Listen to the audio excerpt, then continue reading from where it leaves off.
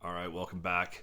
One of the things this week I want to talk about is setting expectations. Not only with like your manager, and I'm not calling anybody out, so no one don't DM me or Slack me. I'm not calling anyone out, but it is setting expectations, and setting expectations in the context of how long something takes. And it is important not only for your manager, right? But it's also important for yourself, knowing how long something's probably going to take. And if you're thinking about it in the context of like building your content, right? And you're going to say, hey, I want to get 15 pieces of content out this month, right? On the average piece of content is taking you 15 to 30 hours to complete. That's a lot of long nights, and you're probably not going to, hit that goal. So that being said, it's okay to set expectations. In fact, I recommend that you do, right? So here's a case in point. Back in the day when Pivotal Cloud Foundry was the new hotness, we were, moving .NET applications to Pivotal Cloud Foundry, and I was in Cloud Foundry love. And please don't put in the comments how Cloud Foundry lost and Kubernetes is better. I don't want to hear it.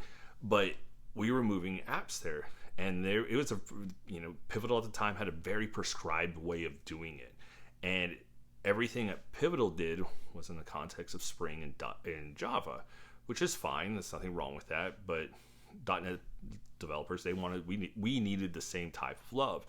And so I had to write a course based on the Spring courses to get people ramped up into Cloud Foundry and modernizing applications there. And I think my boss thought it was going to take 2-3 weeks to do. When I audited the course that Pivotal had, and I saw everything the Spring developers were learning, and I wanted to convert that and make it meaningful for the .NET developers for the consulting company I worked at, I just went down that path. And so 2 weeks was his expectation. I said maybe 4. And I would say 9-10 weeks later, that course came out, and it was rough at first. And I was constantly making changes and adjustments to it, but I had no idea at the time. And that became my benchmark of creating another course. And so when I make courses now, I know generally how long it's going to take.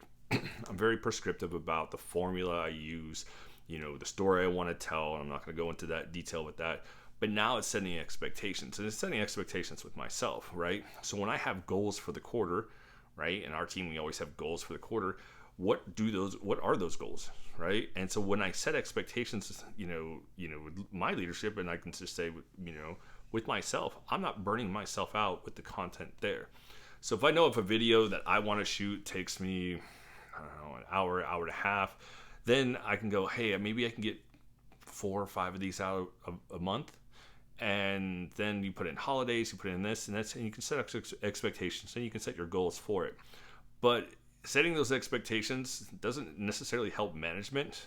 It does help us. I'm not going to lie. I'm in management. I can tell you that it does help us in management, but it helps prevent your personal burnout, right? And it keeps you with being consistent, which is key, right? So if you think about that, consistency is a very hard thing. So most diets fail.